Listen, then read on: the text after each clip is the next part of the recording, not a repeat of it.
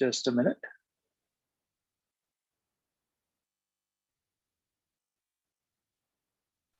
Yep, I believe we are live. All right, people, if you can hear me, just give me a thumbs up, please.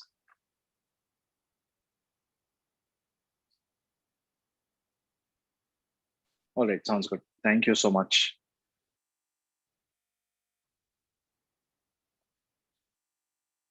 All right, nice to see everyone here. There's Vivek, there's Ekta, there's one more Ekta, there's Shashank, Himani, Avdesh, Akshay, and Anayat. Tuesday evening, middle of the week, and you guys have made it here. Thank you so much for, indulging August Academy. And from our side, we will try to make the best value of your time possible in the next half an hour or 40 minutes or so. Just a very brief introduction. And anyway, I mean, I just wanted to let all of you know that this session is also being recorded and it's being presented live on YouTube. So at a later point in time, you may be able to view this on our channel. Our channel is called August Academy. So you can go to YouTube and search for August Academy and you'll find our video.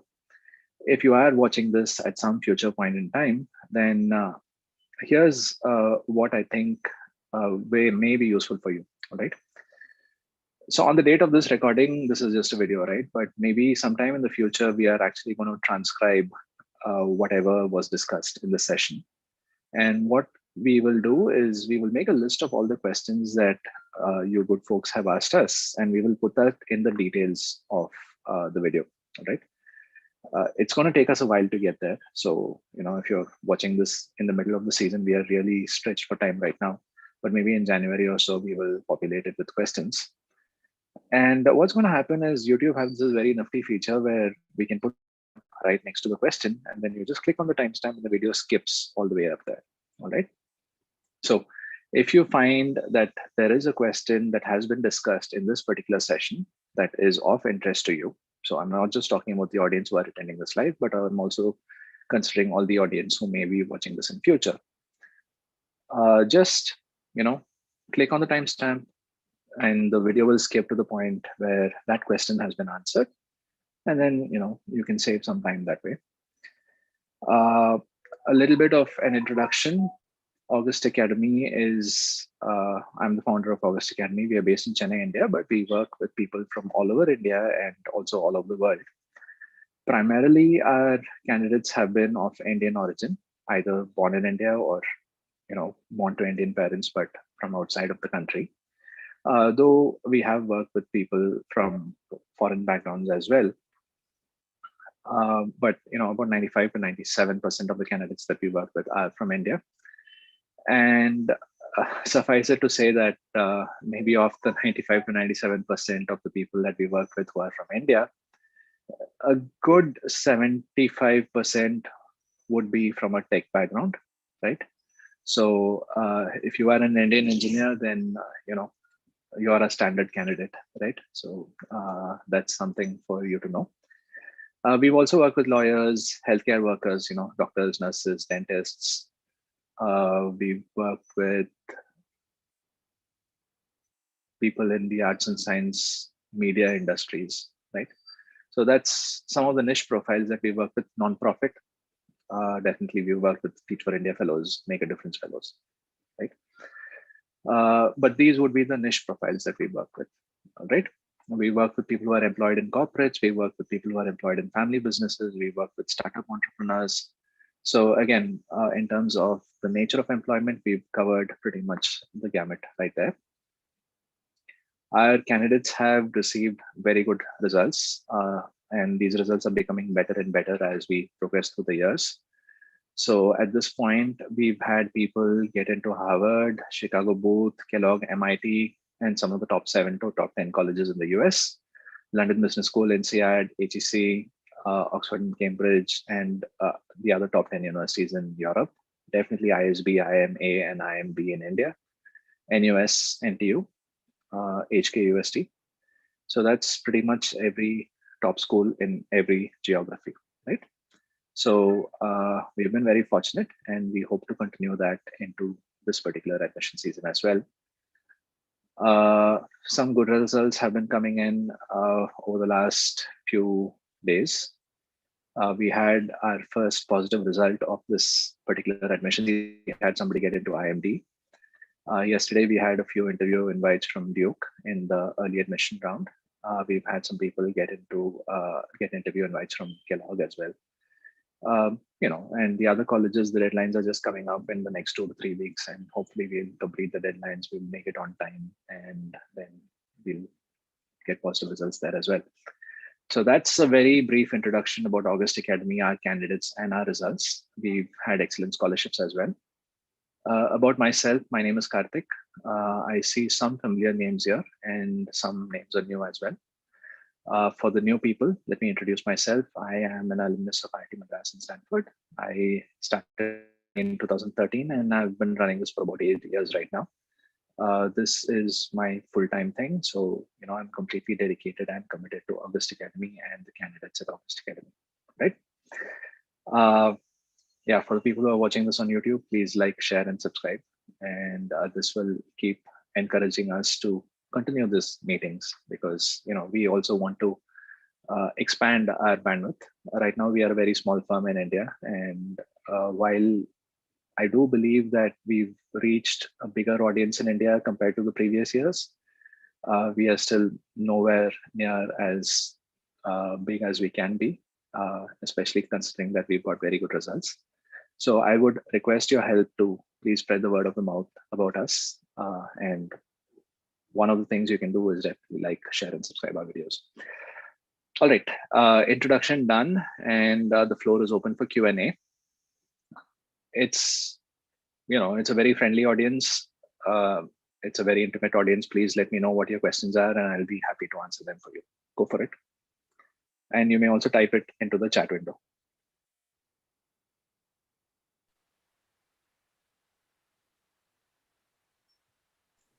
So can I go first? Yes, Akshay, please. Yeah. Sir, is there any impact on the final outcome of MBA grads and because of the pandemic, and how will it affect students who are going to get admitted next year? That is the 2022 admit. So will the job scenario which got affected due to the pandemic affect this also? Should our decisions be made based on this, or is it pretty much the same like before? Can you explain your question a little bit more? Yes, sir. So is there any impact on the job market because of the COVID pandemic with respect to MBA admissions and how people get placed after MBA, especially for international students? So is that so? If so, in countries which the job market has been affected, so is that a point we have to consider while taking a decision to which school to apply, which country to pursue MBA in? Is that a factor to consider? So the honest answer is, yeah, I mean, definitely all sorts of markets are going to be affected because of COVID. But it is hard to predict which markets will be affected if a particular geography is going to be affected more than some other geography, right? So from that point of view, you should continue as if nothing has happened, all right? I mean, not saying that's the truth. Lots of things have happened, and lots of things will have impact on what's going to happen tomorrow as well. But at this point in time, we don't know what the impact is going to be, right? So far, it looks like in most countries, industrial production is back to wherever it was pre-COVID. In fact, if you look at the stock markets, they seem to be doing much, much better than what they were pre-COVID, right? So that just seems to me indicate to me that maybe, if production continues to be the same as it was before, then jobs are going to be the same as what they were before. So there's manufacturing, and then there's all these technology companies that serve the manufacturing companies. And then there's consulting firms that also serve technology companies and manufacturing companies and oil and gas companies. So there could be minor hiccups, but broadly, I think life will get back to normal. So don't worry too much, especially because prediction is impossible. So whatever you wanted to do before the pandemic, just continue with the same plan, and hopefully you believe in a higher power or something, and that should take care of everything else. Yes, sir. Sure, sir. Any other questions? Yeah, I can go next. Yeah, Ekta right. Desai. Right? Yeah, I believe Nadia Ekta also said, but yeah, let me quickly go.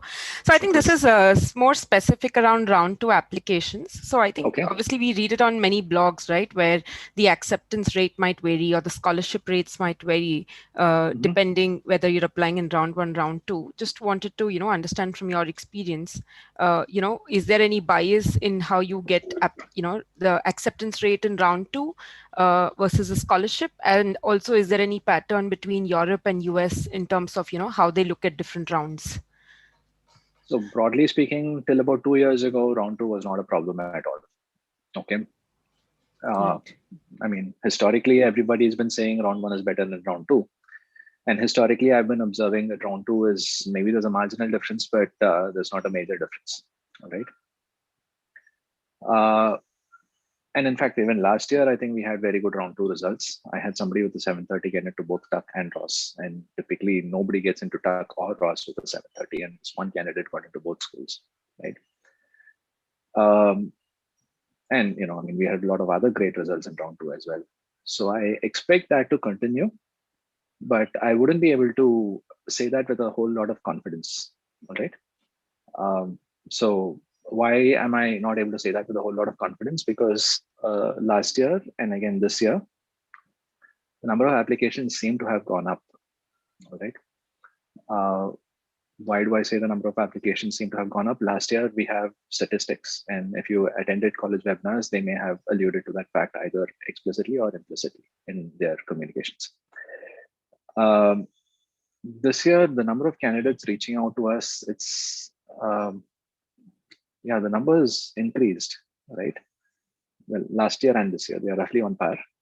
Not to say that this year the numbers increased over last year, but the last 2 years, this year and last year, compared to the previous year, the numbers have increased. Okay. So what that indicates to me is the competition overall is going to be higher. And the colleges, I'm not sure if they're increasing the number of seats in proportion to the number of applications that are going up. Right? If the number of seats are being increased in proportion to the number of applications going up, then you shouldn't expect any difference in treatment. But if the number of seats is not catching up, right, to the number of applications, then you can expect things to be a little bit more competitive. Okay. My sense here is the number of seats are probably going to increase, but not by that much. Right. So the number of applications increases by 10%, the number of seats may increase by 5%. Right. So which means you still have this gap. Now, in this context, another scenario that I've observed in round 1 is a lot of people reaching out to us had some insane Gmat scores, 740, 750, 760. I've never seen this in my life before, right? So there seems to be a general inflation in Gmat scores as well, along with our, ATA and whatnot. Gmat scores are also increasing. So that is also a phenomenon or a trend that is happening that we should keep in mind. Okay, so what is my summary here? My summary here is traditionally R2 is not that big of a deal. You can apply an R2 and you can get in. But I am seeing some worrying trends this year. So that is my summary. But having said that, I would still encourage you to apply in round 2 because colleges somehow are able to anticipate all of these things and they are able to make accommodations between round 1 and round 2. Okay, so that's my summary. Is that acceptable, Ekta? Yeah, sure. Thanks. And just a little quick follow up. And, in assisting in selecting colleges, would you be able to help keeping that factor in mind, right? Because I'm sure different colleges have a little bit different perspective of how they look at rounds. Would you typically also in your application process have? I think the phenomenon is global across all schools. Okay. So what is applicable for Harvard is applicable for Kellogg, and that's applicable for, let's say, a Tepper as well. Okay. Except maybe what I can add is schools in the top 7, they know that they are going to get good candidates across the rounds, even up to round 3, right? Right. And they are probably going to be a lot more confident that if they say no to somebody this round, they will definitely get somebody else next round, right? So they have that confidence.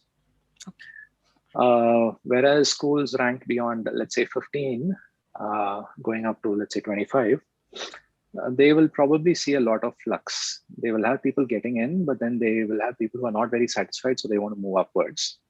And some of them will end up getting offers from better colleges, which means they will vacate their position. So there's a lot of flux.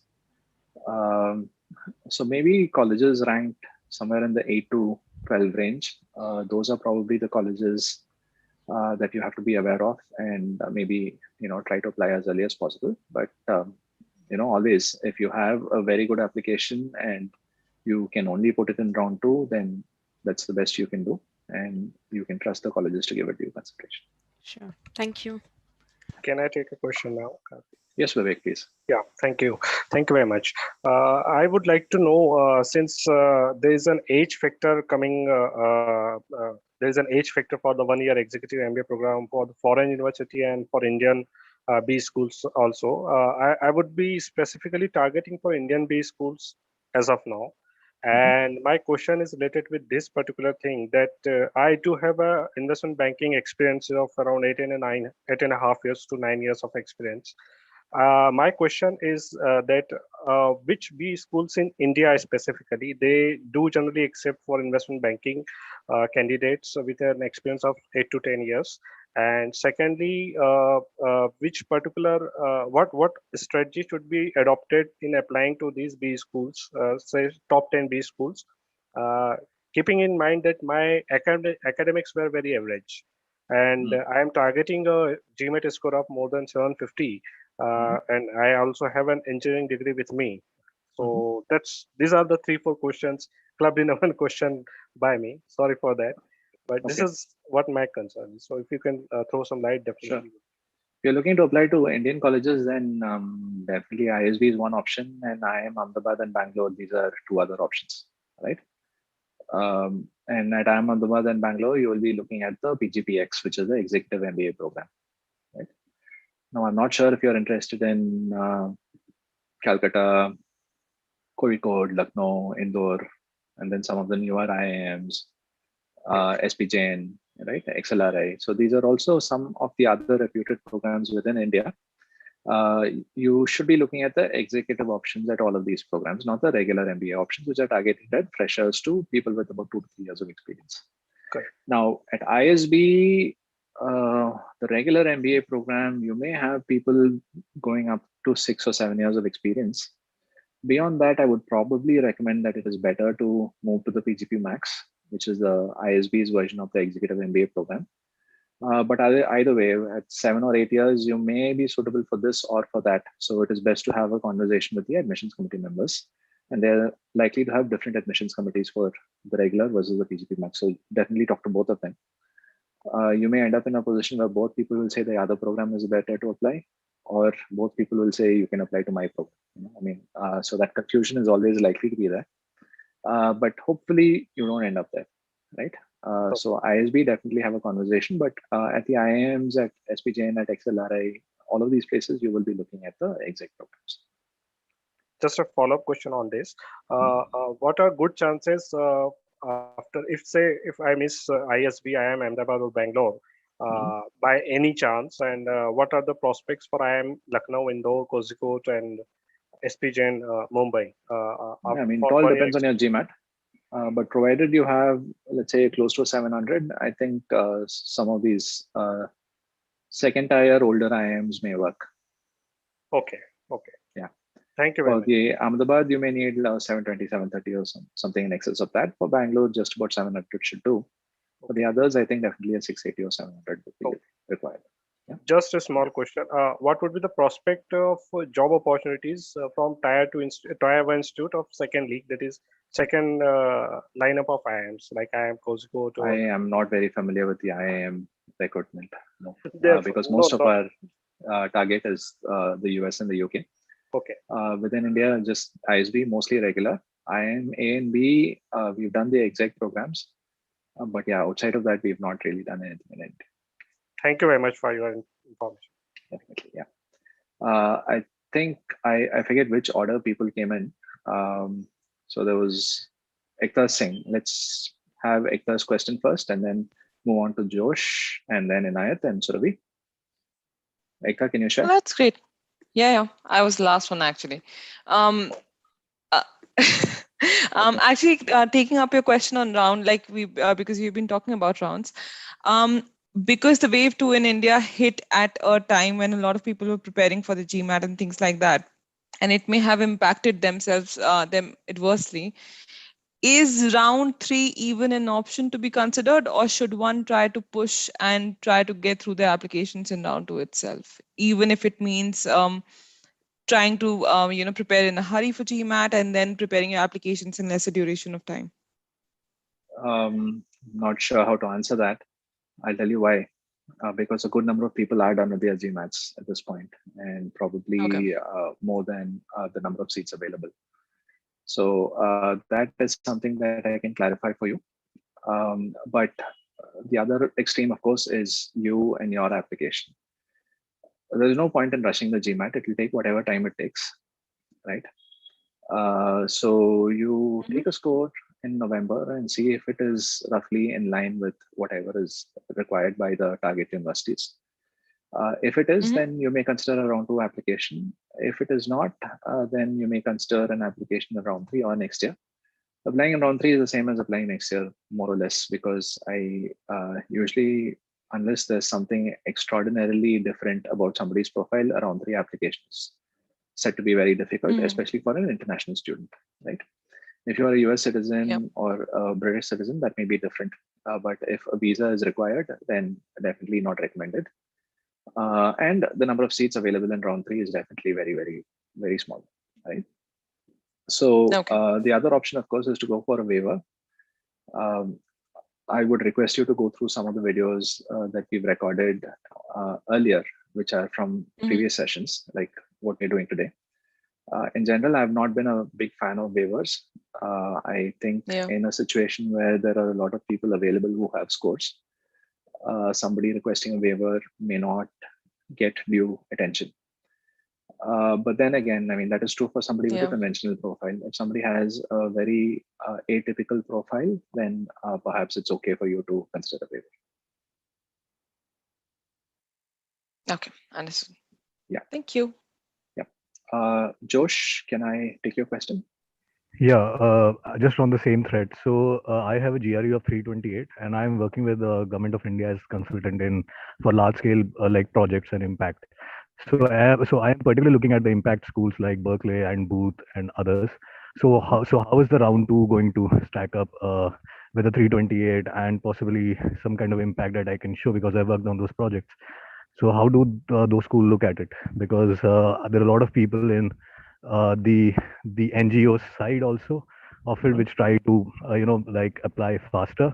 But I believe coming from a core government, since I'm working with the government, so like how is the chances? What do you think about round 2, or like any suggestions on that? Yeah, I mean, I think round 2 should be perfectly fine, but 328 may not be sufficient for Booth. All right, for Booth, you may need like a 332, 333 or higher than that. Berkeley, it's okay. I mean, if you have a good profile, then a 328 may still work. You can apply and see what happens.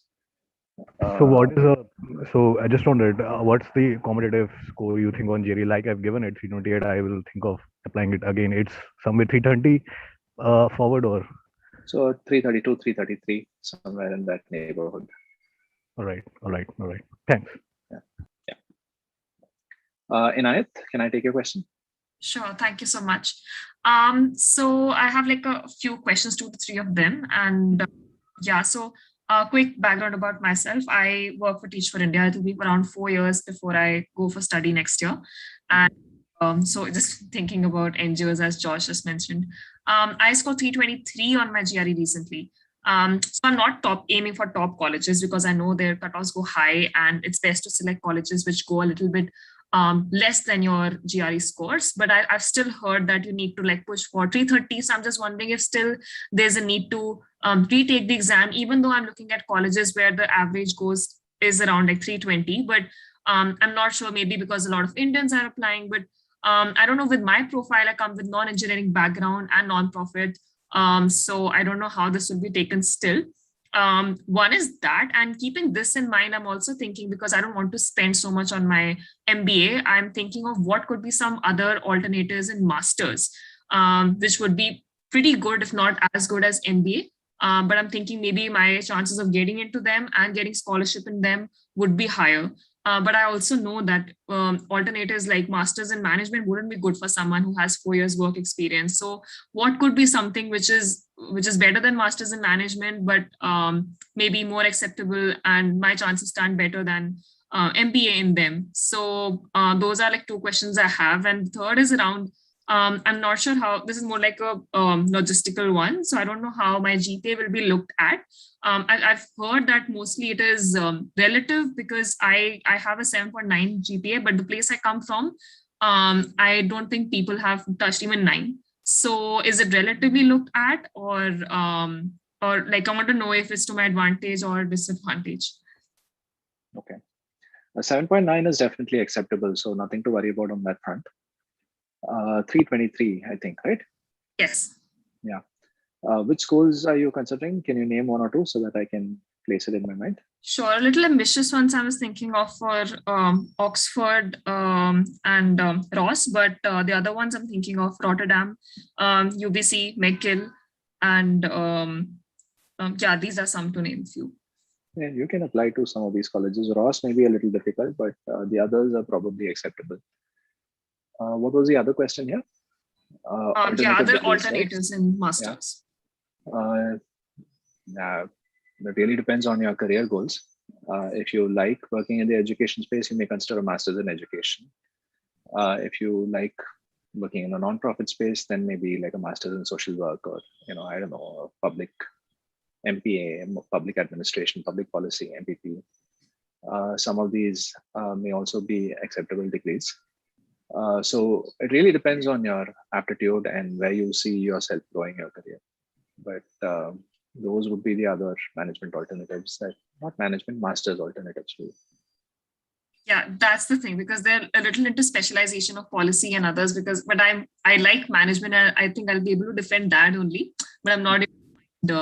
Maybe there are some courses around MSc around management and strategy, or in social innovation. So I was thinking, okay, how do they stand? But even they need very little work experience. I'm not sure how they will look at my profile. Yeah, I'm not 100% sure on those kinds of management alternatives. I mean, definitely there's the more mainstream management alternatives, right? There's finance and accounting and whatnot. If you've identified that you are particularly interested in one of these areas, then you can consider one of those masters. But then again, that's the same as doing an MSc in finance or an MSc in economics in India, right? So your career options are also going to be, I don't know, working in an investment bank or something, a very technical role. So and these are very technical disciplines. These have been around since ages, right? So some of the other alternatives I can think of, if you're an engineer, then there's SEM and operations and whatnot. If you're interested in that kind of stuff, right? And all of these are very technical. There's no, even though it's offered by the business school, it's probably not like a management thing. It's more like the technical aspects of management of a particular function kind of thing. There's data analytics, for example, that again is technical, offered by the business school, but technical discipline nonetheless. So for you specifically, I'm unable to think of what would be the most relevant non-MBA masters. The masters in education and the masters in public administration, public policy. These are like the closest I can think of. Okay, thank you. Just one question on this. What do you think about the dual masters? Like Booth gives this MBA with Harris. So if we apply on that, does that increase your chances? Not necessarily. It's just going to make it a little bit more difficult. So suddenly, instead of getting an admission from one school, you have to get admission from 2 schools, right? So right. Thanks. That's the basic. All right. I have a few questions on the chat window, but I'm going to take Ashwita's question first. Yeah. Hi. Hello, sir. So my question is regarding the financial aid. Like, what are the chances, or what are the things, like on a broader perspective? What are the things that are considered for getting a scholarship in a good university for a STEM MBA program? So that was my first question, and the second was since the MBA is a non-STEM, but many colleges are giving, like, they have STEM MBA these like currently. So if not, if I'm like, if someone is not able to get into a STEM MBA, is there any other STEM options? Like, I want to go into like marketing sector, so maybe an MS in marketing, or any of those other courses or degrees should be considered, or is MBA is the like good, more better option? So I'm planning to go like in the retail or consumer product, that kind of industry, once I'm done with my degree. So yeah, these two questions. Yeah, about your question on scholarships. See, I mean, in India, we have had this problem for a few tens of years, right? Ever since the IIT JEE started. So everybody who takes the JEE and who clears it with a good rank is faced with one question. So let us say in today's scenario, I'm getting a rank of around 1,500, right? What can I potentially get for 1,500? Okay. Let's look at the older IITs first. There's Kharagpur, there's Kanpur, there's Bombay, there's Madras, there's Delhi, whatnot. I may be able to get into the electrical engineering program at IIT Madras, which is good. Good institute, good discipline. Mm-hmm. I may be able to get into the metallurgical or the chemical engineering program at IIT Kanpur. Now, traditionally, IIT Kanpur has been considered to be the best ranked IIT out there. So it's a better institute, but metallurgy, chemical engineering, not as strong as electrical engineering. Right? So let's leave the old IITs and let's think about the new IITs, right? So somewhere like Gandhinagar or Hyderabad, Tirupati, right? You may be able to get into computer science there. Now, of course, there's a newer IIT, but then the understanding here is computer science is supposed to be the preferred specialization. Okay. So are you going to get into the best institute with an average specialization? Are you going to get into the second ranked institute with a slightly better specialization? Or are you going to get into a relatively newer and lower ranked university with a much better specialization? Now I have about 15 people in this room, and I'm sure everybody's going to choose differently, right? So there's no right choice or wrong choice here, but that is the choice you will always have to make. And why am I telling you all this? You were asking me about scholarships in the US, right? Yeah. So for every student, there's going to be a range of universities which you will not get into. And then there will be a range of universities where you will just about make it. And typically the second range is lower ranked than the first range. And then there will be an even lower ranked range where you will get in and you will also get a scholarship. So what is the choice you have to make? Are you going to go to a higher ranked university without a scholarship or a lower ranked university with a scholarship? Again, there's no right answer or wrong answer, but the logic is the same.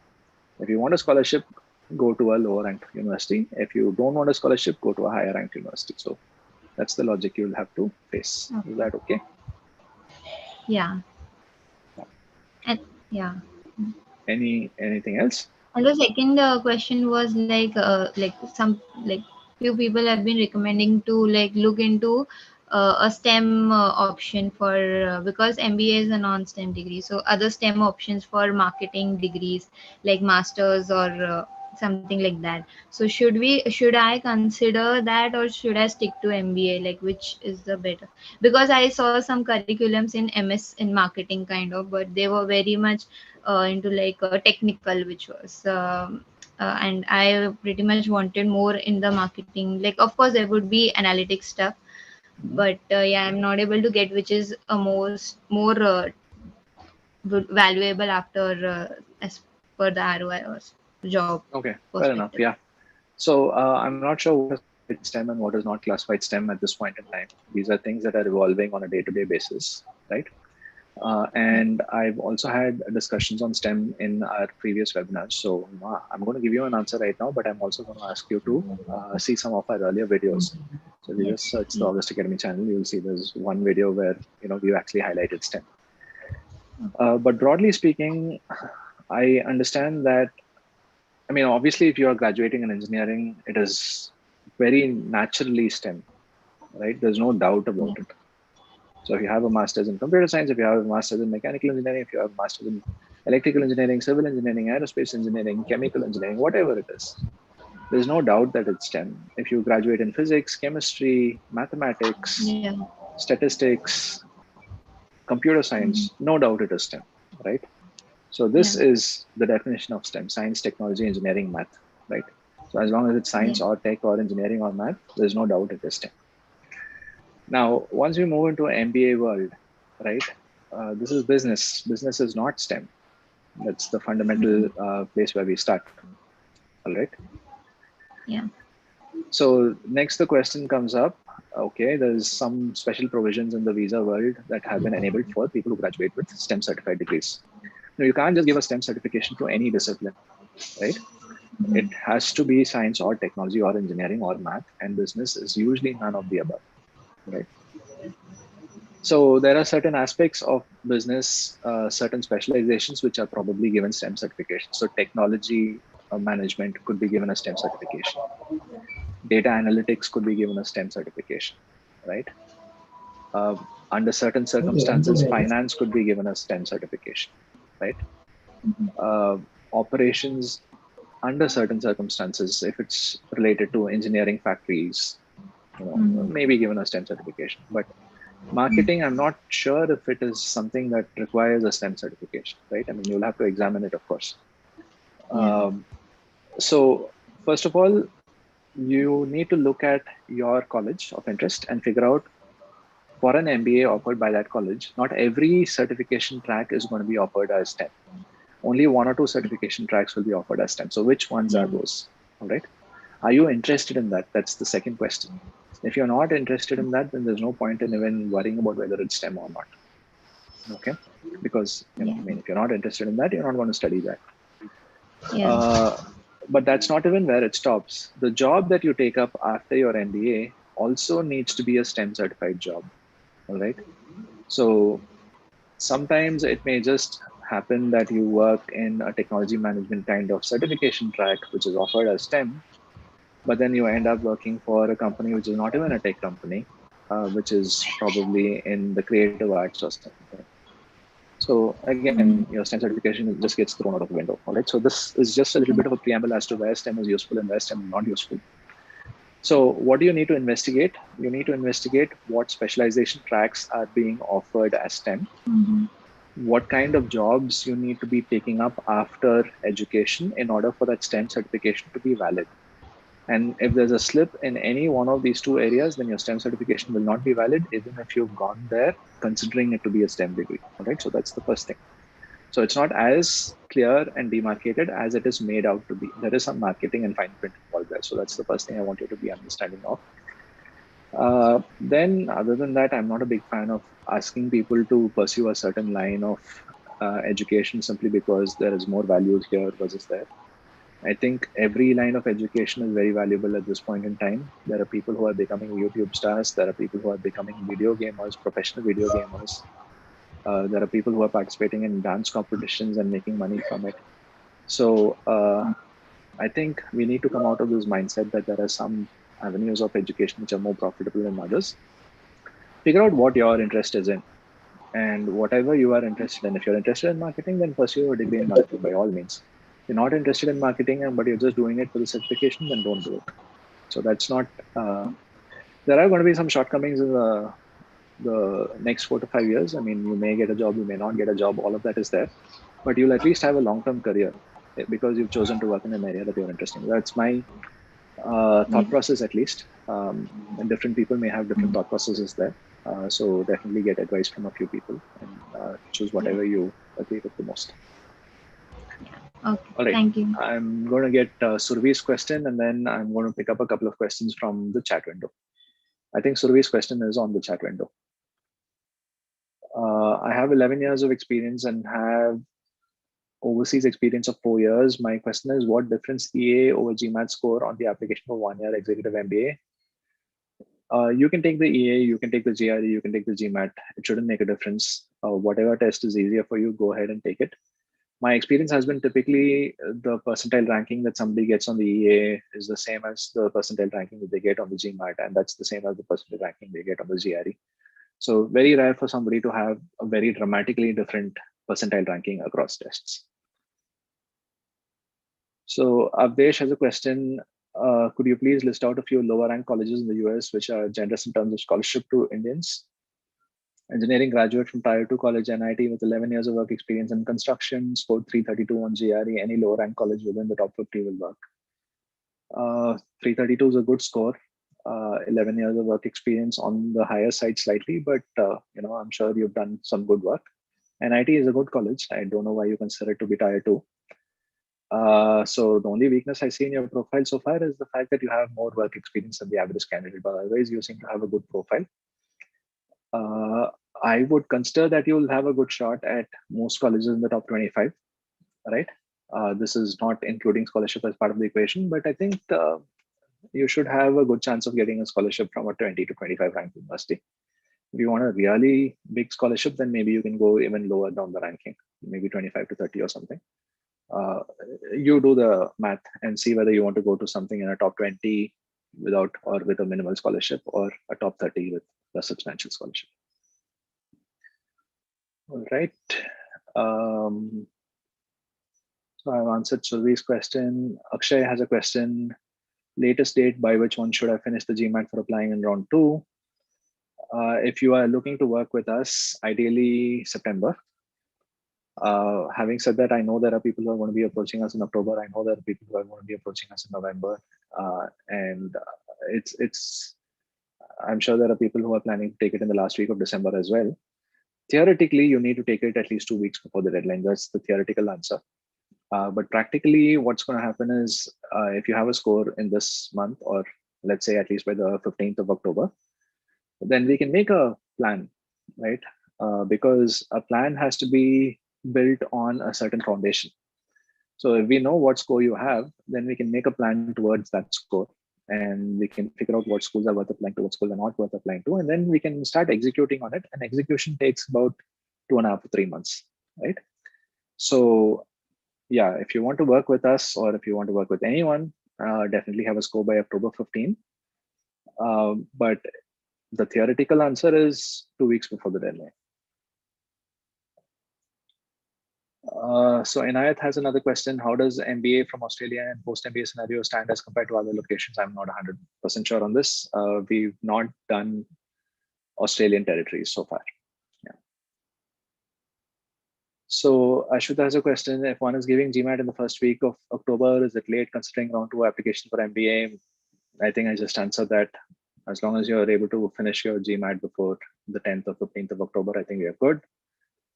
Inayat is a score of 3.5 on the AWA worrisome.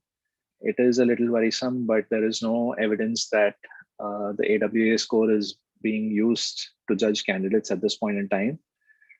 We've had people with very bad AWAs get into very good colleges. So you may consider that won't be considered at this point in time. But if you're using the same score for a future application round, things may change. So somebody else has a question. 8 years in analytics, 4 years in Europe, 740 on the GMAT, higher work X than average. Does this profile fit for colleges like INSEAD, Kellogg, and London Business School? Why not? I think it's worth a shot. Just to clarify, this is a lady candidate. If it's a guy, I think for Kellogg, we would need at least 750 or 760, just the way things stand. Somebody has a question. What is the cost of the whole application process? I'm going to take it up in just a minute after answering one more question. Hi, I have 9 years of experience in the US as an engineering lead. Great. I'm looking to move into management, like product manager. Would a part-time MBA or 1 year No, actually, you're not asking me. You're telling me part-time MBA or one-year MBA is preferred. Any preference of GRE, Gmat, EA in terms of scholarship? No, absolutely not. Take whatever is more comfortable to you. The Gmat is traditionally the test that business schools look at, but nowadays they have started accepting the GRE and the EA as well. So go for it. USA versus Canada, which is better for MBA and marketing specialization. I think both of these are great colleges. The US typically has the bigger industries, and it is the more advanced economy, definitely. So if you're looking at a long-term job market, the US is definitely the better place to go to. But Canada is more friendly for immigration and related policies. So if that is on the top of your mind, then choose Canada, right? So back to this question I had about the application process. So consists of multiple components, right? I mean, if you're working with us or if you're working with any other consultant, then there's the cost of the consulting services. That's one aspect. Then, of course, there's Gmat. So people seem to be taking the Gmat multiple times nowadays. So each incidence costs you around to 20K, somewhere in that neighborhood. So multiply that by the number of times people are taking the Gmat. The average seems to be about 3 to 4 nowadays. So that's another cost as well. There's the cost of the application fee, right? So each college roughly about $200 or so, unless you get a waiver. So if you plan to apply to about 5 or 6 colleges, that's about $1,200, which is another 70 to 80K. Then there are some many, if you have to take the TOEFL, there's the cost of the TOEFL also, right? Which is another $200 to $50 or something. And then there's some costs that you may not consider. Let's say you have to send your Gmat scores to a few places. So just sending your Gmat score, the cost may be about $10 to $15 a university or something. I don't remember the exact numbers, but roughly in that neighborhood. Maybe your college is going to charge you for transcripts, right? So that's another cost there as well. After you get in, they may charge you for, let's say, background check, maybe $200 or something. So that's another cost that may come up. At some point, you will be asked to make a deposit to secure your seat in the college. And sometimes what happens is, the deposit is not a cost. It's part of your tuition fee. It is applicable towards your tuition fee. But sometimes people, in spite of making a deposit, they, for some reason or the other, they change and attend a different school, in which case, whatever deposit you paid is wasted, right? So $2,000 paid to college A, but you joined college B, $2,000 just disappeared, right? So that's about 1.5 lakhs or something. So these are all the various heads under which you will be spending over this next few months. More directly, if your question is about what do we charge for our consulting services at August Academy, for the 3-school package, we charge currently $195 plus GST. So that comes around 2,30,000. And for the 5-school package, we charge around $250 plus GST. That comes around $295. These are our current pricing schemes. We may be increasing it a little bit in October. What do we include here, right? So when you start working with us, the first thing that we will ask you to do is we will ask you to share your background information with us. So I'll be sending you a questionnaire and I'll be asking you to write down answers to those questions. And people usually take about 7 to 10 days, going up to 15 days for this. Okay. So this is always where it starts. Once you're done with this, I would be reviewing your answers and I would be making some suggestions. So that's the shortlisting phase. And usually that takes about 5 days. So first 20 days, we've written down answers to background information questions, and we've discussed a shortlist. This is what has happened. Then we start working on the first college. So we'll start with a brainstorming call. And what will happen is, can people hear me? Just give me a thumbs up or something. Okay, I think still yes, yeah. So what's going to happen is we'll set up a brainstorming call. So we have a limit of 1 brainstorming call for every college that you sign up for in our comprehensive package. We have packages without limits on phone calls as well. Those are more expensive. But our comprehensive package, which is the more popular one, we have 1 call per college. It's 1 hour. So we'll set up a time, we'll meet at that point. We'll discuss your life stories. You've already shared your life stories. We are just going to be revisiting them at this point. We'll look at the questions and then we'll figure out what is the best approach to take to each essay. And I'll help you put together an outline for each answer, right? And after that, what's going to happen is you're going to be writing a draft and then you're going to be sharing it with me. My turnaround time is about 2 to 3 days. Closer to the deadlines, it stretches to a little longer. So far, managing the 2 to 3 days still. But yeah, I mean, it's a lot of stress. I'll have to share that with you. But yeah, what's going to happen is I'm going to be giving you my comments, and if you accept my comments, then you'll be able to improve upon your draft. So you share another draft, I'll give you more comments, and we'll keep going back and forth till we get it right. So we have limits on the number of phone calls, but no limits on the number of reviews or anything. We just try to get it right. That's all. There's a small difference between the 3-school and the 5-school package. In the 5-school package, we include 2 mock interviews. In the 3-school, it is not there by default. We charge separately for it. So there's one difference. And apart from this, we also provide you with access to some online content. And this is a series of videos that we recorded about 2 years ago. Includes an overview of the MBA application process, a resume workshop, and 2 or 3 essay writing workshops. And then there's some videos about interview prep as well. So we'll be sharing all of that with you, and it will be useful for you as you go there. Yeah. Any other questions, people?